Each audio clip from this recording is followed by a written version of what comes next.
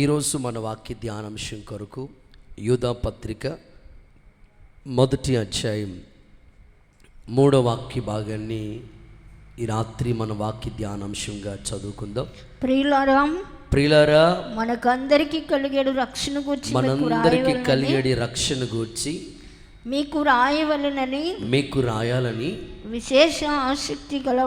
విశేషమైన ఆసక్తి గలవాడనై ప్రయత్నపడుచు ఉండగా పరిశుద్ధులకు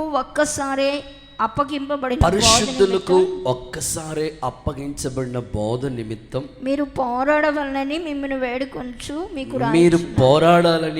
వేడుకుంటూ మీ కొరకు రాస్తూ ఉన్నాను. చాలు. ఇందులో చాలా ప్రాముఖ్యమైన విషయాలు ప్రభు మనకి వాక్యం ద్వారా తెలియజేస్తూ వచ్చాడు. ఈ రాత్రి మన కొరకే ప్రభు సిద్ధపరిచిన ఆ సందేశం పేరు ప్రయత్నించుట అనండి. ఒకసారి మీ నోటితో అంతే. ఈ ఒక్క మాట ద్వారా దేవుడు మనల్ని బలపరచునుగాక. పరిశుద్ధ గ్రంథం ఎంత స్పష్టంగా ఉంటుందంటే ప్రతి మాట, ఆ మాటలో ఉన్న మాధుర్యం చాలా గొప్పది. నిన్న రాత్రి మీతో విశేషమైన ఆసక్తిని గురించి మనం ధ్యానించాం. ఈరోజు దైవ సన్నిధిలో మన ఆత్మీయ జీవితాల్లో ప్రయత్నించాల్సిన చాలా విషయాలు ఉన్నాయి. యూదా తన పత్రికని ప్రారంభిస్తూ పరిశుద్ధులకి ఒక్కసారి అప్పగించబడిన ఈ బోధ కొరకు రాయాలని, మనందరికీ కలిగేడి రక్షణ గురించి రాయాలని విశేషమైన ఆసక్తి కలిగిన వాడే ప్రయత్నిస్తూ ప్రయాసపడుతూ, ఆయన వాస్తవంగా చెప్పుకోవాలంటే ఒక అపోస్తులుడు కాదు, యేసుక్రీస్తు ప్రభువు యొక్క 12 మంది శిష్యుల్లో ఒక్కడు కాదు. ఆయన యేసుక్రీస్తు వారి యొక్క సహోదరుడు. దేవుడు ఆ వ్యక్తి ఆలోచన, నిర్ణయాల్ని, ఏర్పాటుని ప్రభు దయా సంకల్పంగా మార్చి ఒక పత్రిక రాయటానికి దేవుడు ఒక మంచి అవకాశాన్ని యూదాకి ఇచ్చాడు. ఈ రాత్రి కూడా దేవుని సన్నిధిలో మీరు ప్రయత్నం చేయగలిగితే మీ వల్ల కాలేదంటూ ఏదీ లేదు. మీరు ప్రయత్నం చేయాలే కానీ అది ఏదైనా మీరు సాధించగలిగిన శక్తిని, వాటికి సంబంధించిన ఆపర్చునిటీస్ అన్నిటినీ కూడా దేవుడు మన కొరకు సిద్ధపరిచాడు. యూదా తన పత్రికలో ఇదే మాట్లాడుతున్నాడు. నేను విశేషమైన ఆసక్తి కలిగిన వాడినై ప్రయత్నిస్తూ ఉండగా, ప్రయత్నపడుచు ఉండగా అనే మాట అంటున్నాడు. ఇక్కడ చాలామంది బిడ్డలు చదువుకున్న వాళ్ళు ఉన్నారు, ప్రజెంట్ స్టూడెంట్స్గా ఉన్నారు, ఆల్రెడీ జాబ్ చేస్తున్న బిడ్డలు ఉన్నారు, ఉన్నతమైన ఉద్యోగాల కోసం కాంపిటేటివ్ ఎగ్జామ్స్ కొరకు ప్రిపేర్ అవుతున్న వాళ్ళు ఉన్నారు. ఆసక్తిగా దేవుని సన్నిధిని వెంబడిస్తున్న మీ వ్యక్తిగత కుటుంబాలతో ఈ ప్రత్యేక ప్రార్థన కూడికలో దేవుడు మీతో మాట్లాడుతున్నాడు. ఖచ్చితంగా మీరు ప్రయత్నం చేయగలిగితే మీ ప్రయత్నాల్లో దేవుడు ఎప్పుడు తోడుగా ఉంటాడు. ఆయన మీ ఆలోచనల్ని, మీ నిర్ణయాల్ని, మీ యొక్క దైవికమైన సంకల్పాలన్నింటినీ కూడా తప్పకుండా ప్రభు స్థిరపరుస్తూ ఉంటాడు. చాలాసార్లు ఏమనుకుంటూ ఉంటామంటే నాకే ఎందుకు ఇలా జరుగుతుంది అని కృంగిపోతూ ఉంటాం. బైబిల్ చెప్తుంది, శ్రమ దినాలను నువ్వు కృంగిపోతే ఎందుకు చాతకానివాడు అయిపోతావు అని. మనిషి జీవితంలో కష్టం ఎదురొచ్చినా, శ్రమ ఎదురైనా, ప్రయత్నం అనేది మనం చేస్తే దానికి దేవుడు తోడు ఎప్పుడూ ఉంటుంది. శ్రమ వచ్చిందని, కష్టం వచ్చిందని, నా వల్ల కాదు, నేనేమి చేయనని నిరాశలో మీరుంటే మన వల్ల ఎప్పటికీ ఏది కాదు. అయితే ఒక్కడుగు నువ్వు వేసి చక్కగా ప్రయత్నం చేయగలిగితే విజయం నీ సొంతం అవుతుంది. అది ఏ విషయంలో అయినా కావచ్చు. అందుకే ఈ రాత్రి అన్ని కోణాల్లో దేవుడు తన వాక్యం ద్వారా మనతో మాట్లాడి బలపరచునుగాక. పరిశుద్ధ గ్రంథాన్ని మనం అధ్యయనం చేస్తూ ఉంటే దేవుని యొక్క వాగ్దానాలు చాలా బైబిల్ గ్రంథంలో దేవుడు గ్రంథస్థం చేశాడు. నువ్వు చేసే ప్రయత్నాలన్నిటిలో నేను నిన్ను ఆశీర్వదిస్తానని దేవుడు ఒక ప్రామిస్ చేశాడు. వాగ్దానాల్ని మనం నమ్మాలి, విశ్వసించాలి, పదే పదే మన నోట పలకాలి. ప్రభు, నువ్వు మాటిచ్చావు కదయ్యా, నువ్వు చేసే ప్రయత్నాల్లో నన్ను బ్లెస్ చేస్తానని, ఆశీర్వదిస్తానని చెప్పావు కదా. తప్పకుండా నేను ఇలాగ ప్రయత్నిస్తున్నాను, నీ ఆశీర్వాదం నాకు దయచేయని నువ్వు కోరుకుంటే ఖచ్చితంగా దేవుడు ఆశీర్వాదం నీ ఇంటి మీద, నువ్వు చేసే ప్రయత్నాల్లో కలిగి ఉండడానికి అవకాశం ఉంది. కొన్ని సందర్భాలు చెప్తాను. ఫర్ ఎగ్జాంపుల్, చదువుకుంటున్న పిల్లల్ని మనం గమనిస్తూ ఉంటుంటే, చదువుకునేటప్పుడు ప్రారంభ రోజుల్లో కానివ్వండి, స్కూల్కి వెళ్ళాలనుకుంటే కానివ్వండి, వాళ్ళకి స్కూల్కి వెళ్ళాలంటే అంత ఇంట్రెస్ట్ ఉండదు ప్రారంభ దినాలలో. ఇంకా చెప్పుకోవాలంటే స్కూల్కి నన్ను వెళ్ళండి అని పదే పదే పేరెంట్స్ బ్రతిమాలుతూ ఉంటుంటే, నేను వెళ్ళండి మమ్మీ, నేను చదవండి డాడీ అని చాలా సందర్భాల్లో చదువు పట్ల నెగ్లెక్ట్గా ఉన్న పిల్లల్ని మరలా వాళ్ళ తల్లిదండ్రులు ప్రోత్సహించి చదువుకోవాలని పదే పదే వాళ్ళని ఎంకరేజ్ చేసి చదవాలనే ఆశ వాళ్ళలో పుట్టించడం ద్వారా చదువు రాలేని బిడ్డలు కూడా ఎంతోమంది గొప్పవాళ్ళైన వాళ్ళు సమాజంలో ఉన్నారు. నీతో ఉన్న కొలీగ్స్లో చాలామంది ఉన్నారు. కనుక చదువు విషయాల్లో చాలామంది పిల్లలు నెగ్లెక్ట్గా ఉండొద్దు. చదువుకోవాలి అనే ఆ సమయంలోనే, ఆ టైంలోనే మీరు కష్టపడితే మంచి భవిష్యత్తు దేవుడు మీకు ఇస్తాడు. అలాగే ఇల్లు కట్టాలనే తలంపు చాలామందికి ఉంటుంది. ఆ తలంపు ఉంటుంది, కానీ దాన్ని ప్రయత్నాల్లోకి తీసుకురావాలి. ప్రయత్నిస్తే ఖచ్చితంగా ఆ ప్రయత్నాన్ని దేవుడు సఫలపరుస్తూ ఉంటాడు. స్థలం కొనాలి, ఒక్కడుగు నువ్వు ప్రయత్నం చేయగలిగితే ఖచ్చితంగా దేవుడు నీ ఆలోచనలకి చక్కని సలహాలు ఇచ్చి ప్రభు ముందడుగులు వేయటానికి సహాయం చేస్తూ ఉంటాడు. చాలామందికి ఈ టైలరింగ్ నేర్చుకోవాలనే ఆశ ఉంటుంది, కానీ మిషన్ దగ్గరికి వెళ్ళినప్పటికీ వద్దులే నాకేం వస్తుంది అనుకుంటారు. సో ఒక్కడుగు ముందుకేసి ప్రయత్నం చేయగలిగితే ఆ టైలరింగ్ వర్క్ నేర్చుకోవడానికి అవకాశం ఉంటుంది. కంప్యూటర్ అయినా, ఆ తర్వాత ఈ ఇంటిలో వస్తువులు, వంట కార్యక్రమాల విషయాలైనా, ఏదైనా సరే ప్రయత్నం చేస్తేనే మనం పొందుకోవడానికి అవకాశం ఉంటుంది. పుట్టుకతోనే ఎవరు గొప్పోళ్ళు కారు. బైబిల్ గ్రంథాన్ని నేను చదువుతూ ఉన్నప్పుడు ఒక రాజు ఉన్నాడు.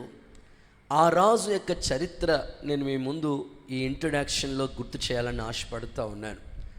నిజంగా వాళ్ళ తండ్రి స్థితి వేరు, కానీ ఈ కుమారుడైన ఈ రాజు గారి యొక్క స్థితి వేరు. నిజంగా ఆయన చేసిన ప్రయత్నాన్ని దేవుడు ఎంత అద్భుతంగా సఫలపరిచాడంటే అంత అద్భుతంగా సఫలపరుస్తూ వచ్చాడు. ఒకసారి చదవగా విందాం. దినవృత్తాంతాల 2వ పుస్తకం 32వ అధ్యాయం 31వ వచన భాగాన్ని మనం చూస్తే, ఆ రాజుగారు చేసే ప్రయత్నానికి దేవుడు ఎలాంటి బ్లెస్సింగ్స్ ఇచ్చాడో ఆ రాజును గురించి రాయబడిన మాటని చదవగా విందాం. దినవృత్తాంతాల 2వ పుస్తకం 32వ అధ్యాయం 31వ వచన భాగం. హిజ్కియా గీహోను కాలువకు ఎగువన కట్టివేయించి దావీదు పట్టణముకు పడమటి వైపును దాన్ని తెప్పించెను. హిజ్కియా తాను పూనుకున్న సర్వ ప్రయత్నాలలో వృద్ధి పొందెను. చాలు. చదువుకున్న వాక్య భాగంలోంచి దేవుడు స్పష్టంగా చెప్తున్నాడు. ఒక రాజు, ఆ రాజు పేరు హిజ్కియా. ఈ హిజ్కియా రాజు పూనుకున్న సర్వ ప్రయత్నాల్లో వృద్ధిని అనేదాన్ని చూడగలిగాడు. ఆయన డెవలప్మెంట్ అనేది ఆయన చూడగలుగుతూ వచ్చాడు. ఒక్క ప్రయత్నం కాదు. మీలో చాలామందికి థాట్స్ ఉంటాయి, ఆలోచనస్ ఉంటాయి. ఇలా చేయాలి ఈ సంవత్సరం, ఇలా ఉండాలి ఈ సంవత్సరం. సో మీకు అవి మైండ్లో ఉంటాయి, కానీ దాన్ని అప్లై చేసుకోకుండా ఆ ఆలోచన అలా ఉండిపోతూ ఉంటాయి. కానీ హిజ్కియా రాజుని గురించి మనం చదివితే సర్వ ప్రయత్నాల్లో వృద్ధి, డెవలప్మెంట్ అనేది తన కన్నులారా చూడగలిగాడు. వాస్తవంగా 25 సంవత్సరాలకే ఆయన రాజు అయ్యాడు. 29 సంవత్సరాలు ప్రజల్ని పరిపాలించడానికి దేవుడు అతనికి ఆధిక్యత ఇచ్చాడు. ఈ హిజ్కియా రాజు యొక్క చరిత్ర మనం చదివితే, బ్యాక్గ్రౌండ్ అంతా చదివితే, హిజ్కియా రాజైన మొదటి సంవత్సరమే ఆయన ప్రారంభించిన ప్రాజెక్ట్, ఆయన ప్రారంభించిన ప్రయత్నం ఏమిటంటే దేవుని మందిరాన్ని గురించి ఆలోచించాడు. ఆయన దేవుని మందిరాన్ని గురించి పాడైపోయిన వాటిని, లేకపోతే ఆ బాగా అశ్రద్ధ చూపిన ప్రతికూలమైన పరిస్థితిని ఆయనే శ్రద్ధ నిలిపి ఆ రాజైన మొదటి సంవత్సరమే మొదటి నెలలోనే మందిరాన్ని బాగు చేయాలనే ఒక దృఢ నిశ్చయత కలిగి ఆ నిర్ణయాన్ని తీసుకున్నాడు ఆయన. అద్భుతం. ఆయన తీసుకున్న ఆ ప్రయత్నము దేవుడు తప్పకుండా సఫలపరిచాడు. లేవీలందరినీ పిలిచాడు, యాజకులందరినీ పిలిచాడు. దేవుని మందిర పనుల గురించి మిమ్మల్ని మీరే ప్రతిష్ఠించుకోండి, మీరే ఆ డెడికేషన్ రావాలి, మీలోనికే ఒక వైరాగ్యం రావాలి, దేవుని మందిరం గురించిన ఒక ఆలోచన మీకు రావాలని వాళ్ళందరినీ ఎంకరేజ్ చేశాడు. అద్భుతంగా అశ్రద్ధగా ఉండకండి అని చెప్పాడు. దేవుని మందిరం పనులు చేయటానికి నిజంగా హిజ్కియా ప్రారంభించిన ఆ పనులలో వృద్ధిని అభివృద్ధిని అనేది చూడగలుగుతూ వచ్చాడు. ఇంకా తన గురించి మనం చదువుకుంటూ వెళితే తన యొక్క ప్రయత్నాల గురించి మనం ఆలోచిస్తే తన మందిరానికి వెళ్ళేటప్పుడు కూడా ఓ పక్కన మందిరం బాగు చేయాలనే ఆలోచన ఉంది, మరో ప్రక్కన ఏమిటంటే చర్చ్కి వచ్చేటప్పుడు ఒక్కడిగా కాదు, ఆయన వచ్చే విధానాన్ని చూస్తే పట్టణంలో ఉన్న అధికారులందరినీ పిలిచి ఉదయకాలమే పెందల కాడే దేవుని మందిరానికి వచ్చేవాడంట. చూడండి, ఓ పక్కన దేవుని మందిరాన్ని బాగు చేసే ప్రయత్నంలో ఉన్నాడు, మరో ప్రక్కన దేవుని మందిరానికి అనేకులు తీసుకొచ్చే ప్రయత్నంలో ఉన్నాడు. రాజుగారికి దేవుని మందిరం పట్ల ఎంత ఆసక్తి చూడండి.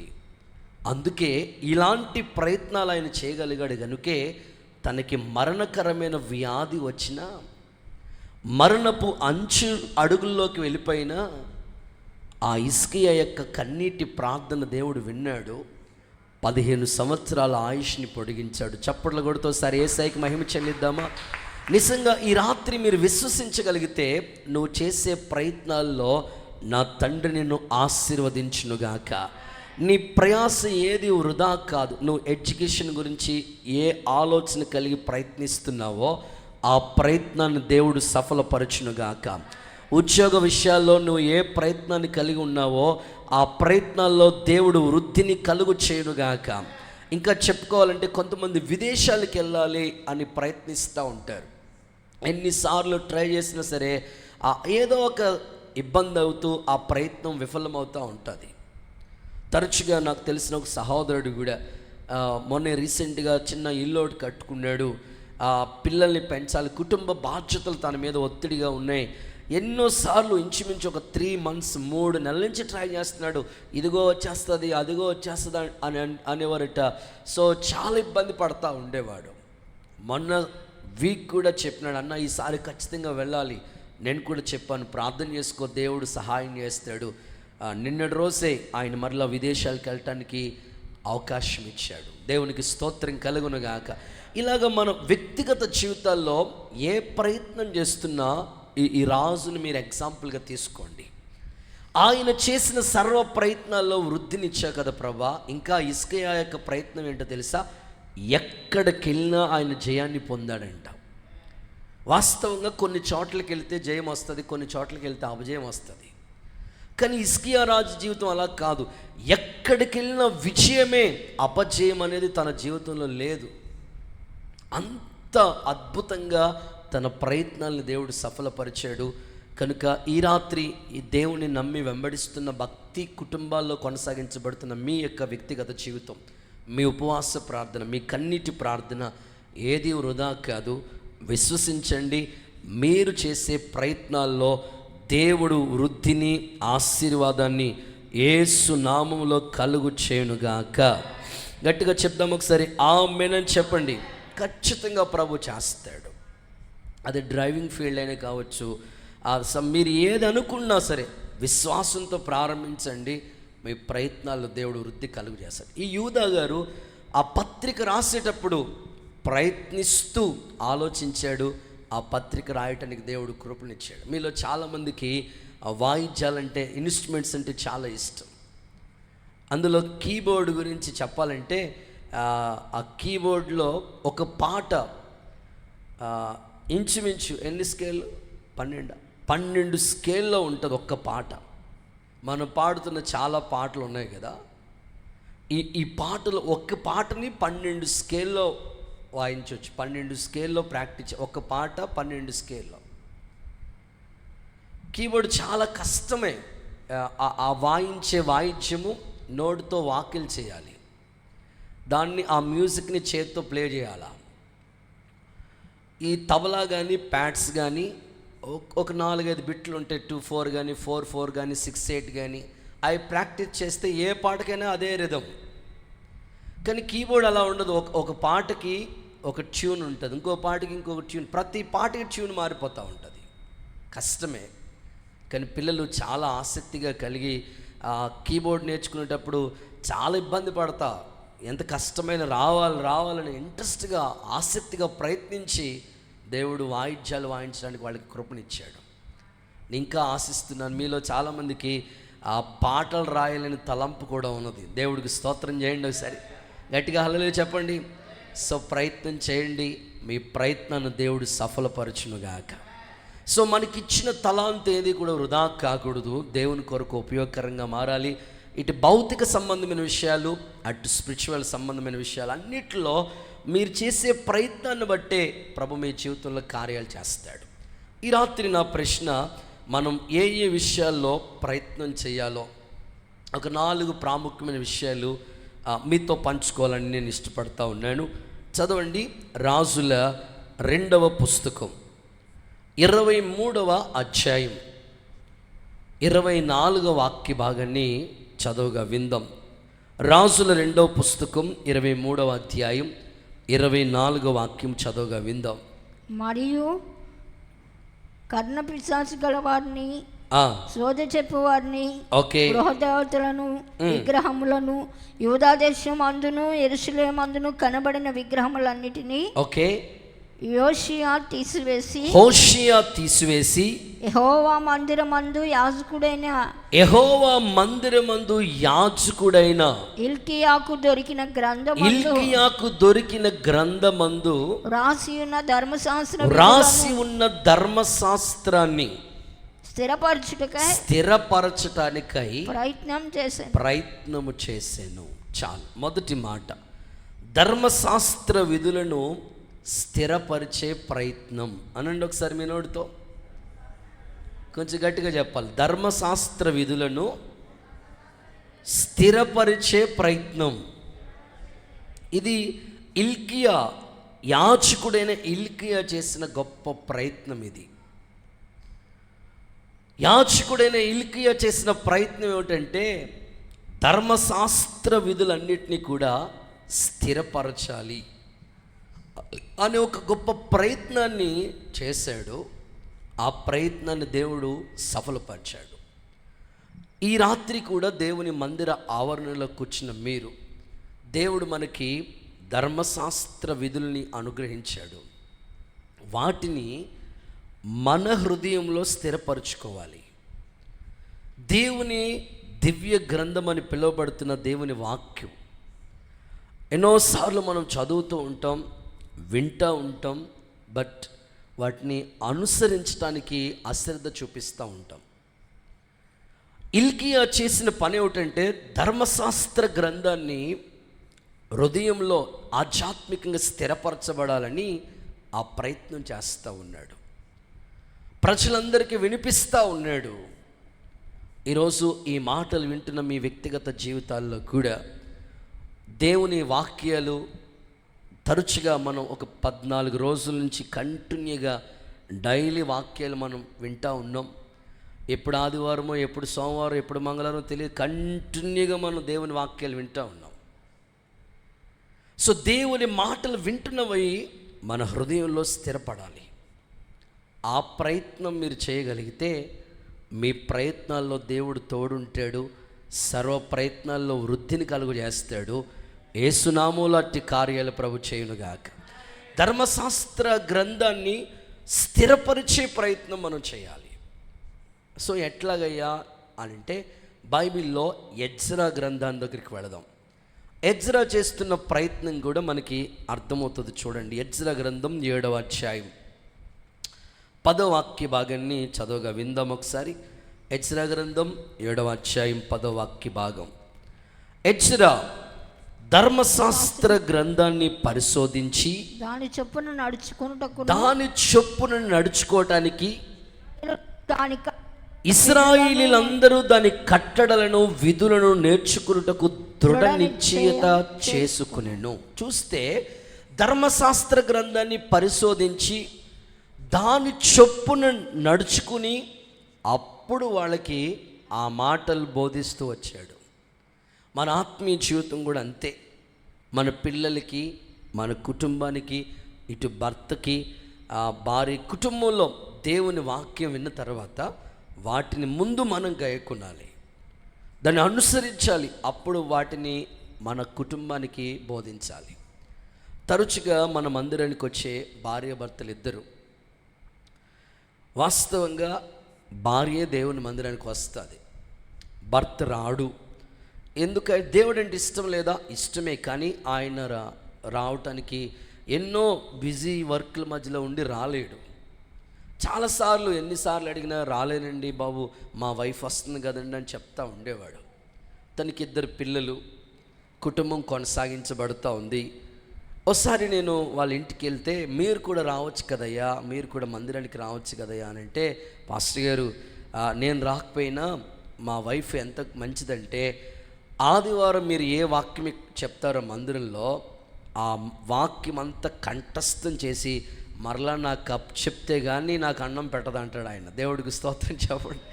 సో ఖచ్చితంగా ఆదివారం వాక్యం ఏదైతే చెప్పారో ఆ మెసేజ్ ఖచ్చితంగా నా భార్య నాకు చెప్తా ఉంటుందండి. సో మేము విన్న వాక్యాన్ని మరలా ఒకసారి స్టడీ చేసుకుంటాం. అలా చెప్పగా ఇంచు 1 నెల స్టార్ట్ చేసిందంట, 2వ నెల మొదలెట్టిందట, 3వ నెలకి నువ్వు చెప్పడం కాదు నేను నీకే చెప్తాను అనుకుని ఆయన మందిరం రావటం మొదలుపెట్టాడు. దేవుడికి స్తోత్రం చెప్పండి ఒకసారి. సో దేవుని ధర్మశాస్త్ర గ్రంథం అని పిలువబడే దేవుని వాక్కు, విధులు, కట్టడలు, న్యాయ విధులు అవి హృదయంలో నాటుకున్నట్లుగా చేస్తాడు దేవుడు. అవి స్థిరపరుస్తాడు.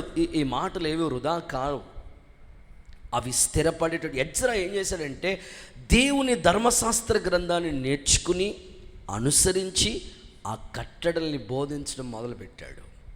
ఈరోజు మీ కుటుంబాల్లో కూడా మీరు ప్రయత్నం చేయండి. దేవుని వాక్యం 365 రోజులు సంవత్సరానికి కనీసం ఒక్క వాక్యాన్ని మీరు కంఠస్థం చేయగలిగితే సంవత్సరానికి 365 వాక్యాలు మీ హృదయంలో మెమొరీ అయిపోతూ ఉంటాయి. ఒక్క వాక్యం కనీసం డైలీ పంపించే ఆ ప్రామిస్ అయినా, క్యాలెండర్లో మీరు చదివే వాక్కులైనా అది కంఠస్థం చేయాలి. మీరు ధర్మశాస్త్ర గ్రంథాన్ని, దేవుని వాక్యాన్ని, విధుల్ని మీ హృదయం అనే పలకలో ముద్రించబడాలి. దాన్ని అనుసరించడానికి మీరు ప్రయత్నించాలి. భక్తుడు అంటాడు కదా, నీ ఎదుట నేను పాపం చేయకుండా ఉండాలంటే వాక్యం హృదయంలో ఉంది, వాక్యం మన డైరీలో ఉంది, వాక్యం మన బైబిల్లో ఉంది, వాక్యం క్యాలెండర్లో ఉంది, వాక్యం మన గోడ మీద ఉంది, కానీ హృదయంలో లేదు. ఎప్పుడైతే హృదయంలో వాక్యం ఉంటుందో నీ మైండ్ సెట్ స్థిరపడిపోతుంది. గంటకు ఒకలాగా మారిపోవటానికి ఛాన్సే లేదు. అసలు వాక్యం హృదయంలోకి రావాలి, ముద్రించబడాలి. ఆ ప్రయత్నం నువ్వు చేయి. దేవుడు నీకు తోడుంటాడు. యేసు నామములో నిన్ను విడిపించి స్థిరపరచునుగాక. మలాకి పుస్తకం 4వ అధ్యాయం 4వ వచనం చూడండి. మలాకి పుస్తకం 4వ అధ్యాయం 4వ వచనం చూడండి ఒకసారి. హోరేబు కొండ మీద ఇశ్రాయేలులందరి కొరకై, హోరేబు కొండ మీద ఇశ్రాయేలీయులందరి కొరకై నేను నా సేవకుడైన మోషేకు నేను ఆజ్ఞాపించాను. ధర్మశాస్త్రమును దాని కట్టడలను, ధర్మశాస్త్రాన్ని దాని కట్టడలని, విధులను జ్ఞాపకం చేసుకోండి. నేను ఆజ్ఞాపించాను. కట్టడల్ని, విధుల్ని, ధర్మశాస్త్రాన్ని మీరు జ్ఞాపకం చేసుకోండి. నేను నా సేవకుడైన మోషేకి ఆజ్ఞాపించాను. దేవుడు మాట్లాడుతున్నాడు. నిజమే కదా. 40 రోజులు ఉపవాస ప్రార్థనలో మోషే కొండ మీద దేవుని ప్రత్యక్షత ఎంత గొప్పదండి. ఆ నిబంధన పలకలు దేవుడు అతనికి ఇచ్చాడు. ఇశ్రాయేలీయులు ఎలా నడవాలో, ఎలా నడవకూడదు, ఏది మాట్లాడాలో, ఏది మాట్లాడకూడదో, ఏది చేయాలో, ఏది చేయకూడదు, ఏది చూడాలో, ఏది చూడకూడదో, ఎలాగా ఉండాలో, ఎలా ఉండకూడదో, అన్ని విధులు దేవుడు మోషే ద్వారా ఇశ్రాయేలు ప్రజలకు తెలియజేశాడు. మలాకి ప్రవక్త ఏమంటున్నాడంటే, వాటిని మీరు ఒక్కసారి జ్ఞాపకం చేసుకోండి, నా సేవకుడైన మోషేకి నేను ఇచ్చాను అవి. ఈరోజు కూడా మీ ఆత్మీయ జీవితంలో ప్రయత్నించండి, దేవుని వాక్కులు ధ్యానించండి, వాటిని ఒకసారి జ్ఞాపకం చేసుకోండి. పరిశుద్ధాత్ముడు మీలో క్రియను ఆరంభించునుగాక. ఇంకొంచెం గట్టిగా చెప్పండి ఆమేనని చెప్తారా? ఇంకొక మాట కూడా చదివిస్తాను.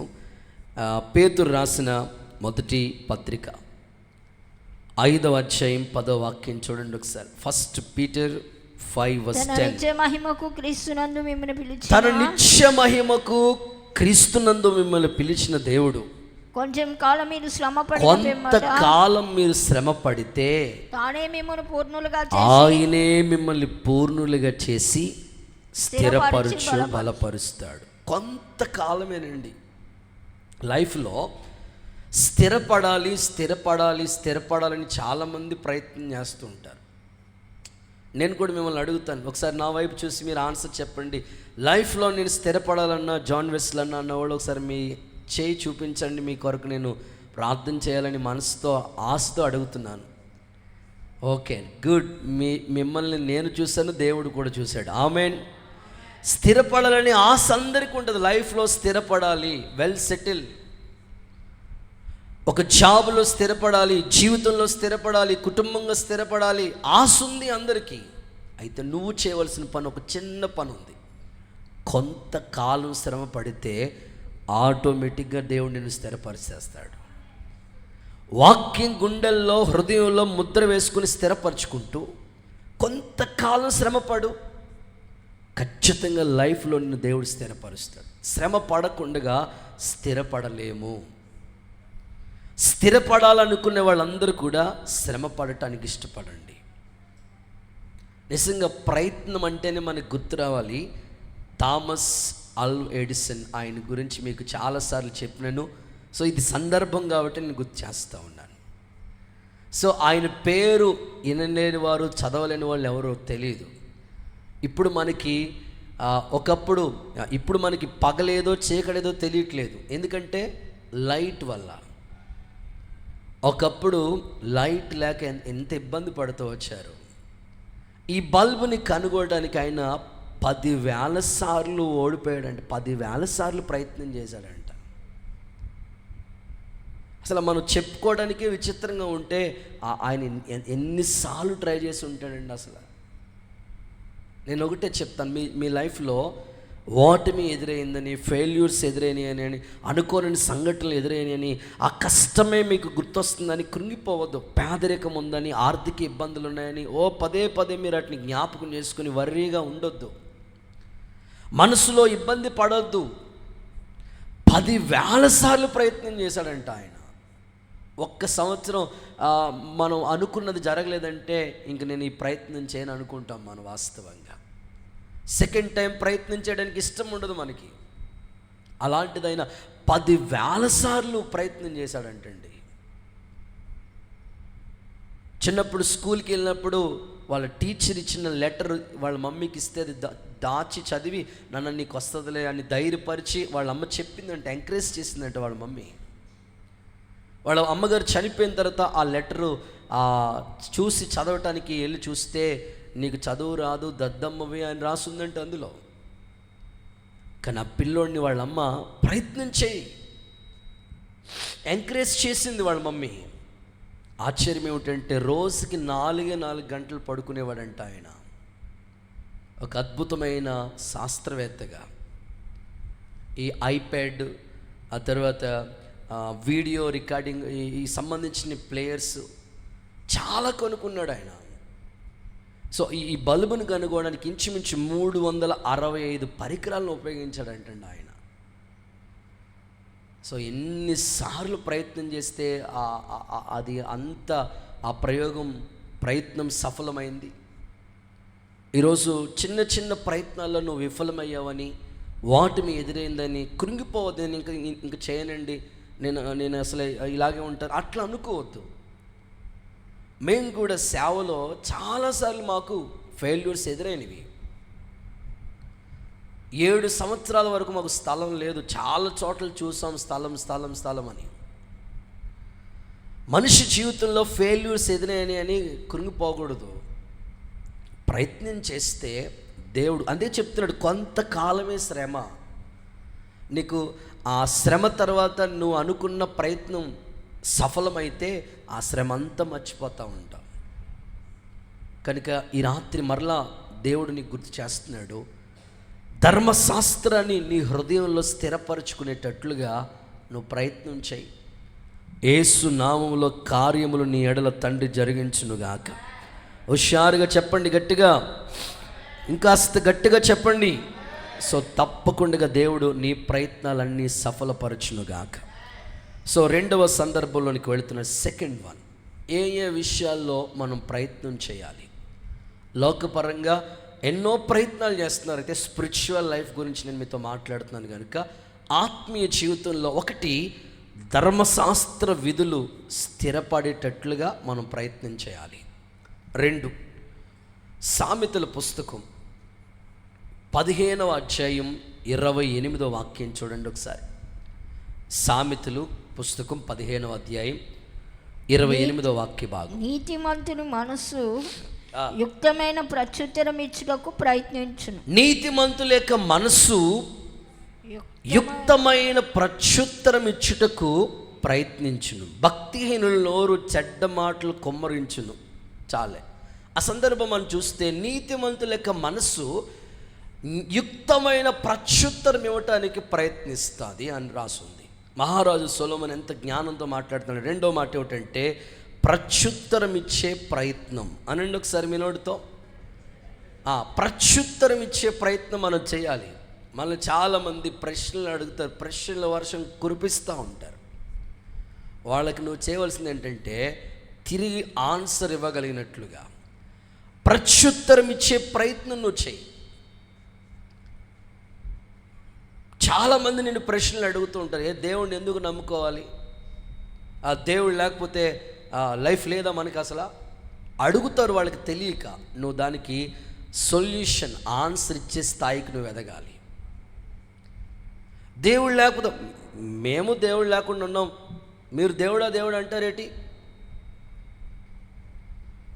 దేవుడు లేకుండా మేము బ్రతుకుతున్నాం అంటారు ప్రజలు. వాళ్ళకి దేవుడి గురించి తెలియక చెప్పాలి. బాబు వాళ్ళు ఇంకా అంటారు, నా రెక్కల కష్టాజీతం అండి ఇది, దేవుడు అంటారేంటి మీరు? నేను కష్టపడ్డాను, నేను సంపాదించాను, నేను కట్టాను ఈ ఇల్లు, నేను సంపాదించాను ఈ కారు, నేను అంటారు. వాస్తవంగా వాళ్ళతో నువ్వు చెప్పాల్సింది ఏంటంటే, బ్రదర్ నువ్వే, సిస్టర్ నువ్వే కష్టపడ్డావు, కానీ నీలో ఉన్న ఊపిరుందే నరుని ఆత్మ యెహోవా పెట్టిన దీపం. ఒక్కసారి ఇలా అన్నాడు అనుకోండి దేవుడు, ఏమవుతుంది? అందుకోసం ఈ ఆత్మ పరమాత్మని చేరుకోవాలి కనుక మన్నైనది వెనకటి వల్లే మట్టికి చేరును, ఆత్మ తాను దయచేసిన దేవుని యొద్దకు చేరాలి కనుక అందుకే దీపం ఉండగానే ఇల్లు చక్క పెట్టుకోమని మన పెద్దోళ్ళే కదా చెప్పారు. అందుకే భూమి మీద ఉండగానే ప్రభుని తెలుసుకోవాలి. ప్రాణం పెట్టిన దేవుడు, రక్తం కార్చిన దేవుడు, మోక్షాన్ని నీ కొరకు సిద్ధపరిచిన వారు ప్రభువు.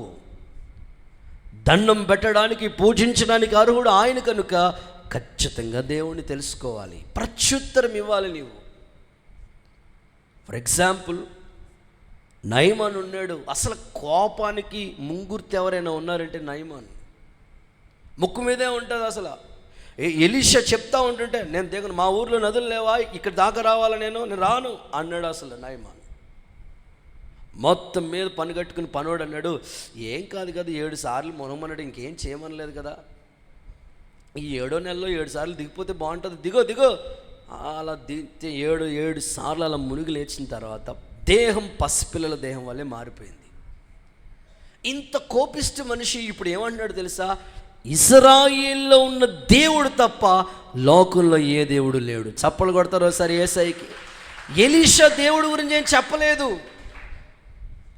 అతనిలో వచ్చిన మార్పు చూస్తే ఆ ప్రత్యుత్తరం, ఆ చిన్న పాప నడిపించిన విధానం. ఈరోజు మిమ్మల్ని కూడా ప్రశ్నిస్తూ ఉంటారు, దేవుడి దగ్గరికి వెళ్ళాలా? ఉపవాసమే చేయాలా? అంత పద్దాక ఎవరు చచ్చిపోయినట్టమ్మా ఏడుతున్నావా? గ్లామర్ తగ్గిపోతుంది నీకు తెలియదు అంటారు. మా అక్క కూడా ఉపవాసం ఉండి ప్రార్థన చేసుకుంటుంటే మా అమ్మ కూడా అనేది, ఎందుకమ్మా అట్టేడతావమ్మా అనేది తెలియక. ఆ తర్వాత నా కోసం కూడా కన్నీళ్ళు ప్రార్థన చేయి బాబా అంటుంది. ఇప్పుడు తెలియక, వాస్తవంగా వాళ్ళ మంచి మనసే తెలియక. అయితే నువ్వు ప్రత్యుత్తరం ఇచ్చే, సమాధానం ఇచ్చే స్థాయి నీ మీదే ఉంది. ప్రయత్నం చేయి. పరిశుద్ధాత్ముడు నిన్ను నడిపించునుగాక. మన సంభాషణ ఎలా ఉండాలో తెలుసా? గొడవ పెట్టుకున్నట్టు ఉండకూడదు. చూడండి, కొలస్సీ పత్రికలో మాట ఉంది, 4:6. కొలస్సీ పత్రిక 4వ అధ్యాయం 6వ వచనం. మన ప్రయత్నాలు, మన సంభాషణ ఎట్లా, ప్రతి మనిషినికి ఎలాగూ ప్రత్యుత్తరం ఇవ్వాలని, ఎలాగ ప్రత్యుత్తరం ఇవ్వాలో తెలుసా? అది మీరు తెలుసుకొనుటకై మీ సంభాషణ అది మీకు తెలుసుకోవటం కొరకు నేను ఈ మాటలు చెప్తున్నాను. ఏంటది? పౌలు అంటున్న గొప్ప ఉపదేశం.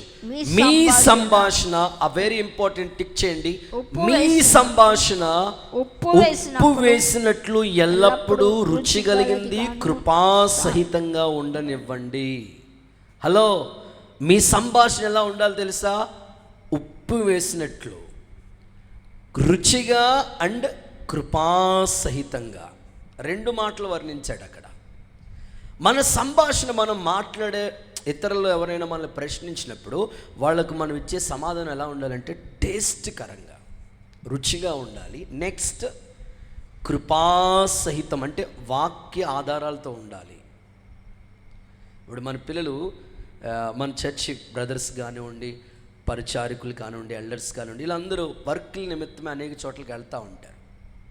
మొన్నే తాపి మేస్త్రి ఈ పనుల కోసం, చేతి పనుల కోసం ఓ చోట పని చేయడానికి వెళితే అక్కడికి ఒక ఆటో డ్రైవర్ వచ్చాడు. ఆయన నామకార్థ స్థితి వచ్చి ఆయన ఏదో పని నిమిత్తం వచ్చాడు. ఈయన కూడా, మీరు దేవుడిని నమ్ముకున్నారా అంటే, చర్చికి వెళ్తా, మేము క్రీస్తు సంఘం అన్నాడంట. ఆయన స్తోత్రం చెప్పండి. అన్ని సంఘాల కన్నా మా సంఘమే అని అంటే తన భావంలో చెప్పుకున్నాను, మేము క్రీస్తు సంఘం అని చెప్పి. సరే, ఈయనకి ఎంత చెప్పినా వింటలేదు. ఎన్ని సలహాలు చెప్పినా అర్థం కావట్లేదు. వాడికి అర్థమయ్యేటట్లుగా చెప్పాలని తాపి మేస్త్రికి దేవుడిచ్చిన ఆలోచన, సలహా, ప్రత్యుత్తరం. బాబు, మీ ఇంట్లో పెళ్ళి అయితే, మీ ఇంటికి ఎవరైనా పెళ్లి కార్డు, ఇలా పెళ్లి కార్డు అట్టుకొచ్చినప్పుడు, మీ ఇంట్లో మీ నాన్న ఉండగా నీకు ఇస్తాడా, మీ నాన్నకి ఇస్తాడా చెప్పు అని అంటే, మా నాన్న ఉన్నాడు కాబట్టి, మా నాన్న పెద్దోడు కాబట్టి మా నాన్నకి ఇస్తాడు, తర్వాత నన్ను కూడా రమ్మంటాడు అన్న. మరే పాత నిబంధన ఉండగా మీరు కొత్త నిబంధన అట్టుకుని ఎలాడతారేటి? ఇంక మళ్ళీ మాట్లాడలేవు. దేవుడికి స్తోత్రం చెప్పండి ఒకసారి. చాలామంది ప్రశ్నిస్తూ ఉంటారు మనల్ని, అభిషేకం ఏంటి, అంత గోల్ చేయాలా, ఆరాధన కేకలు వేయాలా?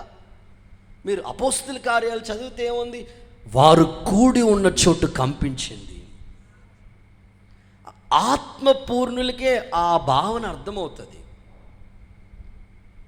అందుకొరకు మన సంభాషణ ఎట్లా ఉండాలంటే కృపాసహితంగా, రుచికరంగా. తెలియదు కనుక అయ్యా ఒక్కొక్కటిగా అర్థమవుతుందిలే, నేను నీకు చెప్తానులే అని నెమ్మదిగా ఒక్కొక్కటి, దేవుడు అంటే ఏంటి, వాక్యం అంటే ఏంటి, ఆరాధన అంటే ఏంటి, పరిశుద్ధాత్మ అంటే ఏంటి, సింపుల్గా వాళ్ళకి అర్థమయ్యేటట్లుగా, పోసుకొచ్చినట్లుగా మనం ఒక్కొక్కటి చెప్తూ ఉంటుంటే వాళ్ళు మనకంటే మంచి భక్తి పరులు అవుతారు. ఆమేన్ చెప్పండి ఒకసారి. సో నీతో ప్రభు చెప్తున్నాడు, నువ్వు చేయవలసిన 2వ ప్రయత్నం ఏంటంటే, ఇదిగో ప్రత్యుత్తరం ఇచ్చే ప్రయత్నం నువ్వు చేయి. నేను చాలామంది ఎన్నో అడుగుతూ ఉంటారు, ఒక్కొక్కటి వాళ్ళకి అర్థమయ్యేటట్లుగా నువ్వు సంభాషణ రుచికరంగా ఉండాలి అండ్ కృపాసహితంగా ఉండాలి. కొన్ని ఉదాహరణలు బైబిల్ నుంచి మీకు చెప్తాను. ఫర్ ఎగ్జాంపుల్, సొలొమోన్ రాజు దగ్గరికి 2 తల్లులు వారి పిల్లల గురించి డిస్కషన్ తీసుకొచ్చారు. ఇది ఆ తల్లి అంటది, ఈ పిల్ల నా పిల్లే అంటది. ఇంకో తల్లి అంటది, ఈ పిల్ల నా పిల్లే అంటది. సో ఒరిజినల్ తల్లి ఎవరో తెలియదు. అబ్బా, సొలొమోన్ తీర్పు అంటే సొలొమోన్ అండి బాబు, ఎంత చక్కగా ఇచ్చాడంటే తీర్పు. రే ఎవరక్కడా, నేను, కత్తి తీసుకురారా, 2 ముక్కలు చేసి ఈవిడికో మొక్కిచ్చేద్దాం, ఈవిడికో మొక్కిచ్చేద్దాం అంటే డూప్లికేట్ తల్లి అంటుంది, అలాగే చేయి అంటుంది. ఒరిజినల్ తల్లి అంటే ఏమంటుందో తెలుసా? వద్దండి, నా పిల్లోడు నా పిల్ల ఎక్కడున్నా వాళ్ళ క్షేమంగా ఉంటే చాలు. సొలొమోనుకి అర్థమైపోయింది, నిజమైన తల్లి ఈమె. అబ్బా, ఎంత చక్కగా ప్రత్యుత్తరం ఇచ్చాడండి. సో ఇట్లాంటివి బైబిల్లో చాలా సందర్భాలు ఉన్నాయి. సో ఇంకొక ఎగ్జాంపుల్ కూడా చెప్తాను. ఎలీషా సేవ చేస్తున్న రోజుల్లో శిష్యులు పాఠశాల ఉండేది. వీళ్ళు ఇరికిరిగ్గా ఉంటున్నారు, ఇబ్బందిగా ఉంటున్నారు. అప్పుడు వాళ్ళు అన్నారు, మేము వెళ్ళి మ్రాన్ నరుకొచ్చి తలకొక నివాసం చేసుకుంటాము, తలకొక నివాసం మేము కట్టుకుంటాం, అది కూడా నీ సెలవు అయితేనే, నువ్వు చెప్పకుండా మేము వెళ్ళం అయ్యా, గురువు గారు కదా, నీ సెలవు ఉండాలి, నువ్వు ఆజ్ఞ ఇవ్వాలి అని అంటే, సరే వెళ్ళండి, మీరు ప్రయత్నం చేస్తానన్నారు కదా, వెళ్ళండి అని. సో వాళ్ళు వెళ్ళారు, ఆ అడవికి వెళ్ళి ఆ చెట్లు ఒక్కొక్కటి నరుక్కుంటూ ఉన్నారన్నమాట. నరుకుతూ ఉంటుంటే అందులో ఒకడు నరుకుతా గొడ్డలు జారిపోయి ఆ నీటిలో పడిపోయింది. ఇప్పుడు దైవజనుడా, గొడ్డలు నీటిలో పడిపోయింది, మళ్ళా కేకల అరుపులు. ఇప్పుడు ప్రత్యుత్తరం ఇవ్వాలి. ఆ పడిపోయిన ఆ గొడ్డలు మళ్ళీ రావాలి, ఎట్లాగా? ఇప్పుడు ఎలీషా చక్కని ప్రత్యుత్తరం ఇస్తున్నాడు, సలహా ఇస్తున్నాడు. ఎట్లాగా తెలుసా? ఒక చెట్టు కొమ్మ అందులో వేసిన వెంటనే ఆ గొడ్డలు తేలి బయటకు వచ్చిందంట. చప్పట్లు కొడుతూ సరే ఏసైకి మహిమ చెల్లిస్తారా? సో మన ఎదుట కుటుంబ సమస్యలు చాలా ఉంటాయండి. భార్యాభర్తల మధ్యలో ఫ్యామిలీ ప్రాబ్లమ్స్ ఎన్నో ఉండొచ్చు. ఈజీగా జ్ఞానంతో కాపురాలు చేయమని బైబిల్ ముందుగానే చెప్పింది. కాబట్టి ప్రత్యుత్తరం, మనం మాట్లాడే తీరు, మన విధానం, మన రిసీవింగ్, మన ప్రేమ, మన ఆప్యాయత వాళ్ళని ఖచ్చితంగా ప్రభువులో స్థిరపరుస్తుంది. అందుకే ప్రభు చెప్తున్నాడు, నువ్వు ప్రత్యుత్తరం ఇచ్చే ఆ ప్రయత్నం నువ్వు చెయ్యి. బైబిల్లో కొన్ని రెఫరెన్స్లు మీకు ఇస్తాను, చదవగా విందాం. దానియేలు పుస్తకం 2వ అధ్యాయం 47వ వచనం చదవగా విందాం. దానియేలు పుస్తకం 2వ అధ్యాయం 47వ వాక్య భాగం. మరియు రాజు ఈ మర్మమును బయలుపరచుటకు నీవు సమర్థుడు అయితివే. ఈ మర్మాలు బయలుపరచడానికి నువ్వు సమర్థుడివే. నీ దేవుడు దేవతలకు దేవుడును, రాజులకు. నీ దేవుడు ఎవరో తెలుసా? దేవతలకు కూడా దేవుడే. ఒక రాజు గారు సాక్ష్యం ఇస్తున్నాడు, రాజులకు ప్రభువును, ఓకే, మర్మములు బయలుపరచువాడునై ఉన్నాడని దానియేలుకు ప్రత్యుత్తరం ఇచ్చాను. దానియేలుకి ప్రత్యుత్తరం ఇచ్చాను. సందర్భాలన్నీ మీరు చదువుకుంటూ వస్తే ఆ స్టోరీ అంతా మీరు చాలాసార్లు చదివినారు. వాస్తవంగా కళకి భావం చెప్పటం దానియేలుకి దేవుడిచ్చిన ఓ చక్కని జ్ఞానం. రాజుకి అక్కడ ఆ సంస్థానంలో ఉన్న వాళ్ళందరికీ కౌరు పెట్టారు. ఆ తర్వాత కల్దీయులకి, ఆ తర్వాత చాలామంది పండితులు అందరినీ పిలిచారు, ఎవరు చెప్పలేకపోయారు. దానియేలు చక్కగా ఆ కళకి భావాన్ని చెప్పాడు. చేతి సహాయం లేని ఒక రాయి వచ్చి ఆ ప్రతిమను తుత్తినీలుగా చేసేయటం అన్ని వివరంగా చెప్పాడు. సో దేవుడు ఆ సంస్థానంలో దానియేలుని హెచ్చించిన రీతి. ఈ రాత్రి కూడా ఈ మాటలు నేను మీకు జ్ఞాపకం చేయటం యొక్క ముఖ్య ఉద్దేశం, మీ కుటుంబాల్లో కూడా తప్పక మీరు ప్రత్యుత్తరం ఇచ్చేటట్లుగా ప్రయత్నం చేయండి. మీ ప్రయత్నానికి దేవుడు తోడుంటాడు. యేసు నామములో మంచి జ్ఞానాన్ని దానియేలు వలె మీకు అనుగ్రహించునుగాక, దైవ జ్ఞానం మీకు ప్రసాదించునుగాక. మరొక రిఫరెన్స్ కూడా ఇస్తాను. రాజుల 2వ పుస్తకం 6వ అధ్యాయం 2వ వాక్యం అనుకుంటా, చదవండి ఒకసారి ఆ మాట. రాజుల 2వ పుస్తకం 6వ అధ్యాయం 2వ వాక్య భాగంలో ఈ మాట కనిపిస్తుంది. నీ సెలవైతే మేము యోర్దాను నదికి పోయి తలోమ్రాను అచ్చటి నుండి తెచ్చుకొని మరి ఒక చోట నివాసం కట్టుకుందామని మనవి చేయగా అతడు వెళ్ళుడని ప్రత్యుత్తరం ఇచ్చాడు. వెళ్ళండి అని మంచి సలహా ఇచ్చి పంపించాడు. సో మళ్ళా ఆపద ఎదురైనప్పుడు కూడా ఓ చక్కని ఐడియా. సో ఈ రాత్రి నేను అదే ఆశపడుతున్నా, మీ కుటుంబాల్లో దేవుని ఆలోచన కావాలి, సేవలో దేవుని ఆలోచన కావాలి, వ్యక్తిత్వంలో కూడా ఏ ప్రయత్నం చేసే ముందు కూడా తిరిగి మరలా సమాధానం ఇవ్వగలిగినట్లుగా, ప్రత్యుత్తరం ఇవ్వగలిగినట్లుగా అలాంటి జ్ఞానాన్ని దేవుడు మీకు ప్రసాదించునుగాక. దీంట్లో ఇంకా స్పిరిచువల్గా ఆలోచించాలంటే, యోబు తన భార్య వచ్చంటది, ఏవయ్యా ఇంకా దేవుడు అంటావా, కొన్నిసార్లు మన కుటుంబాల్లో కూడా ఇట్లాంటి సిచ్యువేషన్ ఉంటుంది. మనం ఎంత పర్ఫెక్ట్గా భక్తి చేస్తున్నా మనకి శ్రమలు ఎదురవుతున్నప్పుడు అన్యజనులు కానీ, ఆత్మీయులు కానీ, బంధువులు కానీ, ఫ్రెండ్స్ కానీ మనల్ని ప్రశ్నిస్తూ ఉంటారు. నీకెందుకు ఇలా జరిగింది? నువ్వు భక్తి భక్తి దేవుడు దేవుడు అంటావు కదా, నీకెందుకు ఇలా జరిగింది అని అడుగుతుంటారు. యోబు తన భార్యకి ఇస్తున్న ప్రత్యుత్తరం ఏంటో తెలుసా? ఏంటి, దేవుని వల్ల మనం మేలే అనుభవించాలా? ఏ కీడు అనుభవించతగదా? దేవుడిచ్చాడు, దేవుడు తీసుకున్నాడు, దేవునికి స్తుతి కలుగును గాక.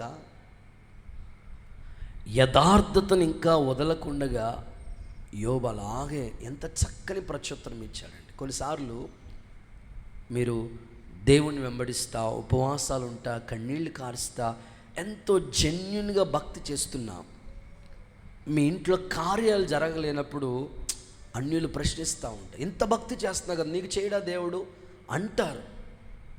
నువ్వు చెప్పాలి, ప్రతిదానికి ఒక సమయం ఉంది, దేవుడు నన్ను పరీక్షిస్తున్నాడు, ఈ పరీక్షలో నేను నిలవాలి, గెలవాలి.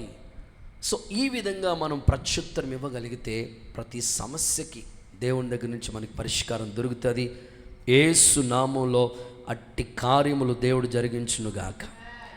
ఇందులో కూడా ఒక ఎగ్జాంపుల్ మీకు చెప్పాలనుకుంటున్నాను. Abraham Lincoln. మీలో ఆ పేరు వినలేని వారు ఎవరు లేరు. అబ్రహాం లింకన్ అమెరికా దేశానికి అధ్యక్షుడిగా ఆయన్ని స్థిరపరిచారు. నిజంగా ఆయన యొక్క జీవితంలో ఆయన ఎదుర్కొన్న పోరాటాలు అంటే, ప్రతి మనిషికి ఏదో ఒక పోరాటం ఉంటుందండి. చాలాసార్లు ఆయన ఒక్కసారి కాదు చాలాసార్లు ప్రయత్నం చేశాడట, చాలాసార్లు ట్రై చేశాడంట ఆయన ప్రయత్నం. ఆయన పుట్టిన కొంతకాలానికే ఆయన కుటుంబంలో తనకు ఎదురైన కష్టం ఏమిటంటే, 5వ సంవత్సరం వయసులోనే, ఆ పిల్లోడు 5వ సంవత్సరం వయసులోనే వాళ్ళ నాన్నగారు, వారి కుటుంబంలో వాళ్ళ తల్లి ఇంచుమించు ఆయన 9వ సంవత్సరం వయసులోనే వాళ్ళ తల్లిని పోగొట్టుకున్నాడంట. ఆయన కుటుంబంలో చాలా కష్టాలు పడుతూ వచ్చాడు, ఇబ్బంది పడుతూ వచ్చాడు. అలాగే కష్టపడి చదువుకోవటానికి ప్రయత్నం చేశాడు. తర్వాత ఉన్నత చదువులు చదువుకున్నాడు. తర్వాత తన జీవితంలో 10వ సంవత్సరానికి వచ్చినప్పటికీ ఒక పుస్తకం తన జీవితాన్ని ప్రభావితం చేసిందట. జార్జ్ వాషింగ్టన్ అనే ఆయన పుస్తకం ఆయన జీవితాన్ని ప్రభావితం చేసిందట. అది చదివాడు. ఎలాగైనా సరే నేను ఈ కష్టాల్లోంచి పైకి రావాలి, కుటుంబంలో ఆర్థిక ఇబ్బందుల్లోంచి పైకి రావాలి అని పట్టుదలతో చదివాడు, ప్రయాసపడ్డాడు. మొత్తం మీద తన పట్టుదలకి లా చదివగలిగాడు. ఆ తర్వాత వ్యాపారాలు ఎన్నో ప్రారంభించాడు. అలా ప్రయాసపడిగా ఈ యొక్క అమెరికా దేశానికి అధ్యక్షుడు అవ్వటానికి ఎన్నోసార్లు ప్రయత్నం చేశాడు. వాటిమి తన జీవితంలో ఎదురయ్యింది. చివరికి తన ప్రయత్నంలో దేవుడు తోడుండి తను ప్రయోజకుడిగా చేశాడు. దేవునికి స్తోత్రం కలుగునుగాక. ఈ రాత్రి అదే నేను మీతో చెప్పాలని ఆశపడుతున్నాను. మీరు ప్రయత్నం చేయండి. మీ కుటుంబాల్లో తల్లిదండ్రుల్లో ఇంకా మార్పు లేనివారు, బంధుమిత్రుల్లో రక్షించబడలేని వాళ్ళు, కుటుంబ సభ్యుల్లో ప్రభుని అంగీకరించలేని వారు, మీ వీధిలో మీ కుటుంబంలో మీ తోబట్టుల్లో ఉన్నప్పుడు వాళ్ళు మనల్ని ప్రశ్నిస్తూ ఉంటారు. ధైర్యంగా చెప్పి ప్రభు మాట మీరు స్థిరపరచబడితే ఒకరోజు వస్తుంది, వాళ్ళే సాక్ష్యం చెప్తారు, మీ నమ్ముకున్న దేవుడు గొప్పవాడు, మీ నమ్మకాన్ని బట్టి ప్రభు మీకు చేశాడని సాక్ష్యం ఇవ్వగలుగుతారు. అట్టి కార్యాలు యేసు నామములో మీ ఇంట్లో ప్రభు జరిగించునుగాక. చేతుల పైకి తొందరగా ఒకసారి హల్లెలూయా చెప్తారా? కొన్నిసార్లు మనం ఇచ్చే ప్రత్యుత్తరం కూడా దేవునికి మహిమ వచ్చినట్లుగా ఉండాలి. ఎవరితో మనం ఎవరితో మాట్లాడినా సమాధానంగానే మాట్లాడాలి, కానీ గొడవ పెట్టుకున్నట్టుగా ఉండకూడదు. ఇప్పుడు అబ్రహాం లింకన్ ఒకరోజు అమెరికా దేశానికి ప్రెసిడెంట్ అయిన తర్వాత అందరూ ఐశ్వర్యవంతులందరిని పిలిచి ఒక మీటింగ్లో మాట్లాడుతూ ఉన్నాడంట. ఆయన మీటింగ్లో మాట్లాడుతూ ఉంటుంటే అందులో ఒక ఐశ్వర్యవంతుడు నిలబడి, అబ్రహాం లింకన్, ఇప్పుడు దేశానికి నువ్వు అధ్యక్షుడయ్యి మాకు హితోపదేశాన్ని చేస్తూ ఉన్నావు. మీ నాన్న ఎవరో తెలుసా? నా చెప్పులు కుట్టాడు, నా షూ కుట్టాడు. ఇప్పుడేదో నీ స్థితి మారి, నీ రేంజ్ మారి, ఇప్పుడు మాకు బోధ చేసే స్థాయికి వచ్చావు నువ్వు. నీ స్థితి ఏంటో తెలుసా? మీ నాన్న నా చెప్పులు కుట్టాడు, నా షూ కుట్టాడు అనని అతన్ని హేళన చేస్తూ మాట్లాడుతూ వచ్చాడంట. మనల్ని కూడా చాలామంది హేళన చేసి మాట్లాడుతూ ఉంటారు. అలాంటి సమయాల్లో అబ్రహాం లింకన్ నిలబడి, సార్ ఐశ్వర్యవంతుడి గారు మీకు నమస్కారం అండి, ఇంతటి మహాసభలో మా నాన్నగారిని గుర్తు చేసినందుకు మీకు వెరీ థ్యాంక్ యూ. ఇంకా ఆయన చెప్పిన మాట ఏంటో తెలుసా? మా నాన్నగారు కుట్టిన చెప్పులు కానీ షూ కానీ ఒకవేళ లూజ్ అయినా తెగిపోయినా తిరిగి మరలా నేను కుడతాను. ఇంతటి మహాసభలో మా నాన్నగారిని గుర్తు చేసినందుకు మీకు వెరీ వెరీ థ్యాంక్ యూ అంటే ఆయన తల ఎక్కడెట్టుకోవాలో అర్థం కాలేదంట. స్తోత్రం చెప్పండి ఒకసారి. కొన్నిసార్లు నిన్ను కూడా హేళన చేస్తూ ఉంటారు. నువ్వు పైకి రాలేవని, అలాగని ఇలాగని హేళన చేశారని నువ్వు చెప్పే విధానం ఎలా ఉండాలంటే వాళ్ళకి మంచిగానే ప్రత్యుత్తరం ఇవ్వాలి. యేసు నామములో దేవుడు నీ నోటిలో కృపాసహితమైన సమాధానాన్ని అనుగ్రహించునుగాక. గుడ్. 3వ మాటలోకి వెళ్దాం. 3rd one, కొరింథీయులకు రాసిన మొదటి పత్రిక 14వ అధ్యాయం 12వ వాక్య భాగం. కొరింథీయులకు రాసిన మొదటి పత్రిక 14వ అధ్యాయం 12వ వాక్యం. ఆత్మ సంబంధమైన వరముల విషయమై మీరును ఆత్మ సంబంధమైన వరముల విషయమై ఆసక్తి గలవారు గనుక సంఘమునకు క్షేమాభివృద్ధి కలుగునట్లు అవి మీకు విస్తరించినట్లు ప్రయత్నం చేయండి. చాలు. 3వదిగా సంఘానికి క్షేమాభివృద్ధి కలిగే ప్రయత్నం, సంఘానికి క్షేమాభివృద్ధి కలిగించే ప్రయత్నం మనం చేయాలండి. ఈ ఉపవాస కూటాల యొక్క ముఖ్య ఉద్దేశం ఏంటంటే సంఘము ఏం చేయాలి చెప్పండి? క్షేమాభివృద్ధి చెందాలి. ఎప్పుడు మేము వ్యక్తిగతంగా ఫాస్టింగ్ చేసేవాళ్ళం, ఈసారి సంఘం అంతటికి క్షేమము కలగాలి. సంఘంలో ఎన్నో సమస్యలు కలిగిన వాళ్ళు ఉన్నారు, వాళ్ళకి విడుదల రావాలంతే. ఇప్పుడు దైవజనుడు మాట్లాడుతూ పౌలు ఏమంటాడంటే సంఘానికి క్షేమాభివృద్ధి కలిగించే ఈ ప్రయత్నం మీరు చేయండి అంటున్నాడు. నిజం. ఒక క్రైస్తవుడు ద్వారా సంఘము క్షేమాభివృద్ధి చెందాలి. ఒక విశ్వాసి ద్వారా సంఘము క్షేమాభివృద్ధి చెందాలి. ఒక దైవజనుడిగా మా ప్రయత్నం మేము చేస్తూ ఉంటాం. సంఘానికి ఎలాంటి బోధ చేయాలో, ఎలాగ ప్రార్థన చేయాలో, ఎలాగ ఉపవాసం ఉండాలో, ఎలాగ సువార్త ప్రకటించాలో, ఎలాగ కుటుంబాల్ని గృహాలు దర్శించాలో అన్ని విధాలుగా సంఘం కొరకు సేవకుడిగా మేము ప్రయత్నం చేస్తూనే ఉన్నాం.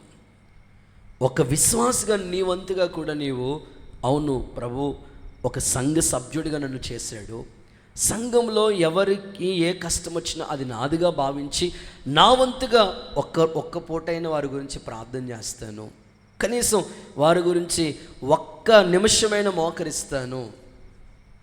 ఈ విధంగా సంఘ క్షేమం గురించి నువ్వు ఆలోచించాలి. నేను ఒక్క మాట మిమ్మల్ని ఖచ్చితంగా ప్రశ్నిస్తూ అడుగుతున్నాను. మీరు రక్షించబడ్డారంటే, మీరు సంఘంలో చేర్చబడ్డారంటే ఎవరో ఒక వ్యక్తి మీ కొరకు ప్రార్థన చేశారు, ఎవరో ఒక్కరు మీకు సువార్తను చెప్పారు, ఎవరో ఒక్కరు మిమ్మల్ని ఎంకరేజ్ చేసి ప్రోత్సహించి సంఘానికి నడిపించారు. రక్షించబడిన తర్వాత, సంఘ సభ్యులుగా మారిన తర్వాత మీ వంతుగా సంఘమును క్షేమాభివృద్ధి గురించి ఆలోచించాలనే, అన్వేషించాలనే ఆ మనసు మీలో ఖచ్చితంగా ఉండాలి తమ్ముడు, చెల్లి, అక్క. సంఘానికి క్షేమాభివృద్ధి కలిగించే ఈ ప్రయత్నం నువ్వు చేయాలి. ఎప్పుడు జరుగుతుంది సంఘానికి క్షేమాభివృద్ధి? ప్రారంభ ఆది సంఘాన్ని గురించి మాట్లాడుతూ, అపోస్తులు సేవ చేస్తున్న సేవను గురించి మాట్లాడుతూ ఇలా అన్నారు. ఆదిమ సంఘం ఎలా ఉందో తెలుసా? యోదయ, గలిలయ, సమరయ, భూదిగంతాల వరకు సంఘం క్షేమాభివృద్ధి చెందుతూ ప్రభు భయము కలిగి విస్తరిస్తూ వచ్చిందంట సంఘం. చదవండి ఆ మాట. అపోస్తుల కార్యాల గ్రంథం 9:31, 9:31. 9:31 మనం చదవగలిగితే, కావున యూదయ గలిలయ యూదయ సమరయ దేశమంతా సంఘము క్షేమాభివృద్ధి నొందుచు సమాధానం కలిగి ఉండే మరియు ప్రభునందు భయము కలిగి పరిశుద్ధాత్మ ఆదరణ కలిగి నడుచుకొనుచు విస్తరిస్తూ. సంఘం ఎలా ఉందో తెలుసా? ప్రభు భయం ఉంది, సంఘము సమాధానం కలిగి ఉంది, సంఘము క్షేమాభివృద్ధి పొందుతూ విస్తరిస్తూ ఉంది. ఈ ఆశ ప్రతి క్రైస్తవుడికి ఉండాలి. ప్రభా, ఇలాంటి ప్రయత్నం నా వంతుగా నేను చేస్తానయ్యా, సంఘం క్షేమాభివృద్ధి కొరకే, ఆ అభివృద్ధి కొరకు నేను కూడా తోడ్పడతాను. నువ్వు చేయవలసిన పని ఏమి లేదు, ప్రార్థన చేయగలిగితే చాలు. నీ వంతు చేతనేంత మట్టుకు ఒక్క నిమిషం మోకరించి సంఘం కొరకు, వీధిలో ఉన్న వాళ్ళ కొరకు వాళ్ళ పేర్లు చెప్పి స్తోత్రం చెప్పి ప్రార్థన చేయగలిగితే, సేవకులుగా మేము చేసే ప్రార్థన, విశ్వాసులుగా మీరు చేసే ప్రార్థన, అందరి ప్రార్థనలు పరిశుద్ధుల ప్రార్థనలో కలిసి దేవుడు త్వరగా కార్యములు ప్రారంభించునుగాక, సంఘానికి క్షేమాభివృద్ధి కలుగునుగాక. ఇంకా చెప్పుకోవాలంటే ఇప్పుడున్న సంఘం ఎలా ఉండాలని దేవుడు ఆశ ఉందంటే, పరిశుద్ధులు సంపూర్ణులు కావాలి. అక్కడితో సరిపోదంట. ఈ పరిశుద్ధులు సంపూర్ణులు అవటానికి దేవుడు సంఘానికి ఒక పద్ధతి ఇచ్చాడు. ఆయన ఇచ్చిన పద్ధతి ఏంటో తెలుసా? చదవండి, ఎఫెసీయులకు రాసిన పత్రిక 4:13 4:13 4:13 చెప్తూ, పరిశుద్ధులు అంటే యేసయ్య రక్తంతో కడగబడిన సంఘం ఏమవ్వాలి? ఇప్పుడు సంపూర్ణులు కావాలి. నెక్స్ట్ ఏమవ్వాలి? క్రీస్తు శరీరం అంటే సంఘం క్షేమాభివృద్ధి చెందాలి. అందుకోసం దేవుడిచ్చిన ఉపదేశ క్రమం ఏంటో తెలుసా? ఆ సంఘము క్షేమాభివృద్ధి కొరకు 5 రకాల పరిచర్యలు సంఘంలో జరగాలి. ఒక్కొక్కటి ABCDEF అని ఒక 5 మాటలు అక్కడ చెప్పాడు. ఏంటది? ఒకటి, అపోస్తులు. కొందరు అపోస్తులు ఉండాలి సంఘంలో. వినండి, కొంతమంది ఎవరు ఉండాలంటే అపోస్తులు పరిచర్య సంఘంలో ఉండాలి. అది ఏ సంఘమైనా కావచ్చు. సంఘము క్షేమాభివృద్ధి చెందాలంటే అపోస్తులు పరిచర్య సంఘంలో ఉండాలి. అపోస్తులు అంటే ఎవరు? పంపబడేవాళ్ళు, దేవుని పని కోసం పంపబడుతూ ఉండాలి. అపోస్తుల పరిచర్య సంఘంలో ఉండాలి. నెక్స్ట్, ప్రవక్తలు. ప్రవక్తలు అంటే ఉన్నది జరగబోయేది చెప్పేవాళ్ళు ప్రవక్తలు. ఆ పరిచర్య సంఘంలో ఉండాలి. తర్వాత మూడవది ఎవరు? సువార్తికులు ఉండాలి. ఒక విశ్వాసగా నీ బాధ్యత ఏంటి? సువార్త పరిచర్య. ఇది నువ్వు అందరూ చేయగలిగిన పరిచర్య. సువార్త గ్రేట్ కమెండ్, దేవుడిచ్చిన ఆజ్ఞ ఏంటో తెలుసా? సర్వలోకానికి వెళ్ళి సర్వ సృష్టికి సువార్త ప్రకటి. సంఘము క్షేమాభివృద్ధి కొరకు సువార్తికులు కావాలి. సువార్తికులు ఎవరైనా అవ్వచ్చు. నీ వంతుగా నువ్వు నోట్లో మాటే కదా సువార్త పని. యేసుని గురించి చెప్పడం మంచి వార్త అది. ఆ ఇంటి చరిత్ర, ఈ ఇంటి చరిత్ర, కాకమ్మ కవురు, ఈ కమ్మ కవురు, ఆ తర్వాత ముసలమ్మ ముచ్చట్లు, టైం దొరికితే ఇది కాదు, సువార్త చెప్పాలి. సొంత వార్త కాదు, సువార్త చెప్పాలి. అది సంఘము క్షేమాభివృద్ధి కొరకే. ఒక హాస్పిటల్లో వర్క్ చేస్తూ ఉంటుంటే నర్స్గా పేషెంట్లకు వైద్యం చేస్తూ ప్రభువుని గురించి ఒక మాట. మిషనరీ పరిచర్య అంతే ఎట్లా జరిగింది? మిషనరీ స్కూల్స్ అంతే ఎట్లాగా? ఈరోజు మిషనరీ స్కూల్లో చదువుకున్న వాళ్ళు ఉన్నత స్థాయిలో కూర్చుని వాళ్ళు అంటారు, మేము ప్రభు గురించి మాకు తెలియదు, వాళ్ళు చెప్తూ వచ్చారని. సువార్త. నెక్స్ట్, కాపరి. సంఘ బాధ్యత సేవకుడిది అది. కాపరిగా సంఘ కాపరి. కాపరి ఎప్పుడు కూడా గొర్రెని ఏం చేస్తూ ఉంటాడంటే ఏదైనా గాయాలైనయా కడతా ఉంటాడు. సంఘ కాపరి పని చాలా బాధ్యతగా ఉంటుంది. ఏ ఆహారం పెట్టాలో అదే ఆహారం పెట్టాలి కాపరి. ఇప్పుడు గాయాలైన వాళ్ళకి, ఇప్పుడు చిన్న చిన్న గాయాలైన బండి మీద స్కిడ్ అయి పడ్డాము, గాయాలైతే ఫుడ్ వేరే ఉంటుంది. త్వరగా గాయం కట్టబడాలంటే చపాతీయో లేకపోతే మటనో ఇట్లాంటివి తినాలి. ఆ త్వరగా గాయం అవుతుంది, త్వరగా కట్టబడుతుంది. బాలింతరాలకు ఉండే ఫుడ్ వేరు. సంఘంలో రకరకాల ఉంటారు, అందరికీ అన్ని కోణంలో ఫుడ్ వెళ్ళాలి. కాపరి బాధ్యతది సంఘక్షేమం కొరకు. సో చివరిది ఉపదేశకులు. అప్పుడప్పుడు ఆన్లైట్కి ఎవరో ఒకరు వస్తూ ఉంటారు, ఉపదేశం చేస్తూ ఉంటారు.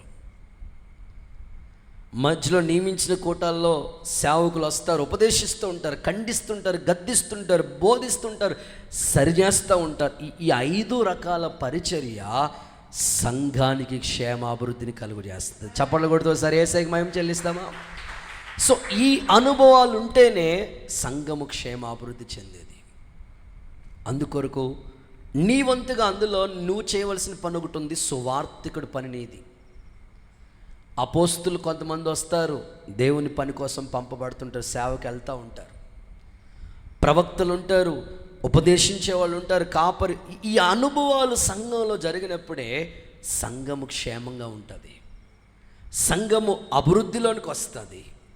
నా అభిలాష, నా హృదయంలో ఉన్న కోరిక యేసయ్య సంఘం అంతటికి యేసు నామములో క్షేమాభివృద్ధి కలుగు చేయునుగాక. ఒకసారి అందరూ ఆమేన్ చెప్తారా? ఇంకొంచెం గట్టిగా చెప్తారా? గుడ్. ఇక చివరి మాట, ఆఖరి మాట చెప్పేసి ప్రార్థన చేస్తాను. 4th one, హెబ్రీయులకు రాసిన పత్రిక 12వ అధ్యాయం 14వ వచనం చదవగా విందాం.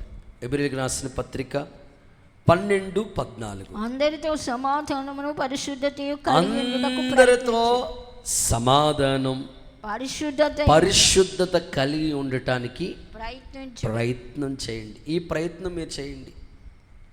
అందరితో సమాధానం అండ్ పరిశుద్ధత 2 ఉండాలి.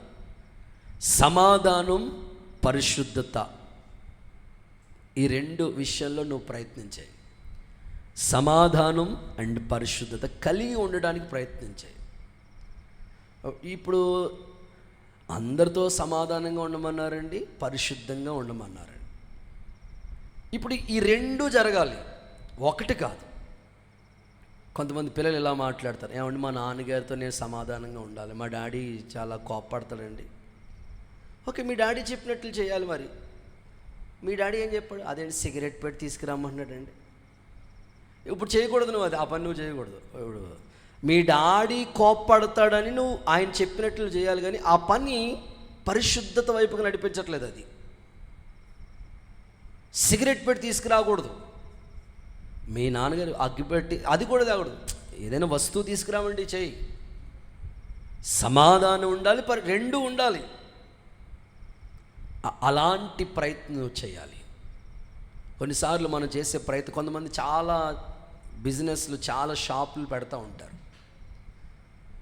ఎవరో వచ్చి చెప్తుంటారు, అన్నీ పెట్టారు కదండి. ఎవడో షాపింగ్ మాల్లో బోల్డ్ ఉంటాయి, ఈ ఫ్యాన్సీ స్టోర్లో కానీ చిన్న చిన్న కిల్లి షాప్లో కానీ అన్నీ పెడుతూ ఉంటాడు. అన్నీ పెట్టావు కదయ్యా, అది కూడా పెట్టు, బ్రాందీ పక్క నుంచి చిన్న బాటిల్ అమ్మే.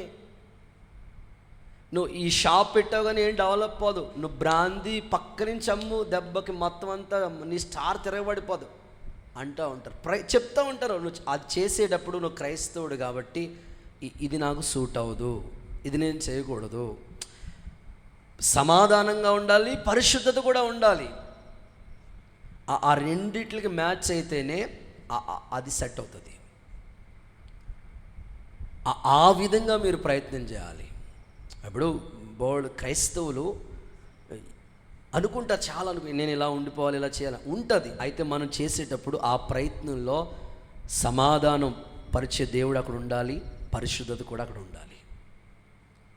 సో ఆ రెండిట్లకి సూట్ అయితేనే నువ్వు ప్రయత్నం చేయి. యేసు నామములో నీ ప్రయత్నాలన్నీ దేవుడు సఫలపరచునుగాక. ఒకసారి సంతోషంగా ఉన్న వాళ్ళందరూ హల్లెలూయా అని చెప్పండి. విద్యార్థులకి ఆఖరి పాయింట్లో చదువుకునే పిల్లలకి నేను చెప్తాను, చదువుకునే చోట్ల చాలామంది స్కూల్లో అంటే చర్చ్లోకి వచ్చినప్పుడు చాలా పరిశుద్ధంగా ఉంటున్నారు. మరి స్కూల్కి వెళ్తే, కాలేజీకి వెళ్తే నీ పరిశుద్ధత ఎట్లా? మాట్లాడే విధానం ఎలా ఉంది? ఖచ్చితంగా పిల్లలు, స్టూడెంట్స్ ఈ విషయాన్ని మీరు గ్రహించాలి.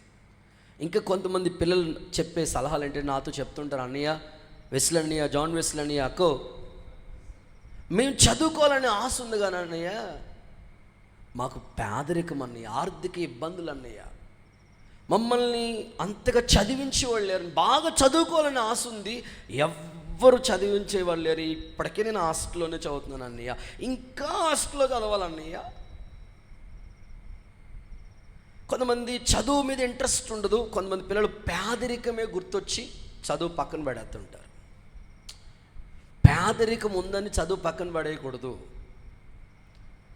పేదరికంలో ఉండి కూడా పైకి వచ్చిన వాళ్ళు చాలామంది మహానుభావులు లాంటి వాళ్ళు ఉన్నారు సమాజంలో. అలాంటి వాళ్ళు నువ్వు ఎగ్జాంపుల్గా తీసుకోవాలి. ఇప్పుడు పేదరికం ఉందని చదువు పక్కన పెట్టేయకూడదు, రెండు ఉండాలి. పేదరికంలోంచి చదువుకున్న వాళ్ళు చాలామంది ఉన్నారు. ఫర్ ఎగ్జాంపుల్ మీకు అర్థం అవడానికి చదువుకునే పిల్లలు దీన్ని ఆదర్శంగా తీసుకుంటారని నేను గుర్తు చేస్తున్నాను. రీసెంట్గా నేను ఒక చిన్న వీడియోలో ఎవరో ఒక దైవజనుడు చెప్తుంటుంటే విన్నాను. డాక్టర్ బిఆర్ అంబేద్కర్ గురించి ఏదో ఒక చిన్న కొటేషన్లో ఆయన చెప్పినాడు. చాలా పేదరికంలోంచి ఆయన రాజ్యాంగాన్ని నిర్మించే స్థాయికి వచ్చారు. ఎలా సాధ్యమైంది? తాను చదువుకున్నప్పుడు ఎన్నో ఆటంకాలు తను ఎదుర్కొన్నారంట. అలాంటి స్థితిలోంచి ఒక దేశానికి, భారతదేశానికి రాజ్యాంగ నిర్మాతగా ఆ స్థితి ఎలా రాగలిగింది ఆయనకి అంటే, ఆయన కొలంబియా యూనివర్సిటీలో చదువుకునేటప్పుడు ఆ యూనివర్సిటీలో రాసిన ఆ ఇంగ్లీష్లో ఆ వర్డ్ ఒకసారి లైవ్లో చూపించిన ఇలా రాస్తుంది. In the London school of economics Baba Saheb Ambedkar completed 8 years of syllabus in just 2 years 3 months. For this he studies 21 hours a day. చప్పలు కొడుతూ సరే ఏసైకి మహిమ చెల్లిస్తారా? సో ఆయన గురించి చదువుకునే పిల్లలకి నేను ఆదర్శంగా తీసుకోండి. మీరు 8 సంవత్సరాల్లో చదవవలసిన సిలబస్ 2 సంవత్సరాల 3 నెలల్లో కంప్లీట్ చేశాడంట ఆయన. మన పిల్లలు చదువుతూ ఉంటారు, చదవవలసింది ఇంకా నాకు ఇంకా బ్లాక్ ఏమంటారు దాన్ని ఏమంటారు వెనకాల బ్యాక్ అదే తెలుగులో అది ఇంకా సబ్జెక్టులు ఉన్నాయని చెప్పుకుని ఫెయిల్ అయిందని చెప్పరు వాళ్ళు. ఏమున్నాయి వెనకాల 4 రాళ్ళు వెనక్కి. ఆయన అలా కాదట, 8 సంవత్సరాల్లో చదవలసింది 2 సంవత్సరాల 3 నెలలు కంప్లీట్ చేశారంట ఆయన. అలాంటి వాళ్ళని ఆదర్శంగా తీసుకోండి. చదివారు కదా, మరి వాళ్ళకి ఎంత పేదరికం ఇబ్బందుల్లో ఉన్నారు ఒకప్పుడు. ఇంకా పెద్ద ఆయన్ని అడుగుతూ ఉండేవారంట, ఎరా బాబు ఏం చదువుతున్నారా అని అంటే ఎంఏ అన్నాడంట ఒకడు. ఒరే నాకు తెలియకుండా ఎంఏ ఎప్పుడు చదివారా? నువ్వు 10వ తరగతి గట్టెక్కడమే కష్టం అంటే ఎంఏ అంటే ఏంటనుకుంటున్నావు పాస్టర్ గారు? మళ్ళీ అదేనండి, స్తోత్రం చెప్పండి, మళ్ళీ అదే సబ్జెక్టు, మళ్ళీ అదే చదువు. అలా కాదండి, ఒక పట్టుదల రావాలి మనకి. ప్రయత్నం చేయండి, జరుగుతుంది మీకు. ఆయన గురించి రాయబడిన ఆ మాట చూడండి లాస్ట్లో, 24 గంటల్లో రోజుకి 21 గంటలు కష్టపడేవాడు అంటండి బాబు. చదువుకునే పిల్లలు ఖచ్చితంగా మీ తల్లిదండ్రులు ఎంత కష్టపడుతున్నారు, మీ కొరకు ఫీజులు కడుతున్నారు, ప్రయత్నం చేయండి. ఇప్పుడు ఎవరు పుట్టుకతో ఎవరు గొప్పోళ్ళు కాలేరు, అందరూ ప్రయత్నం చేస్తేనే గొప్పోళ్ళు అయ్యేది.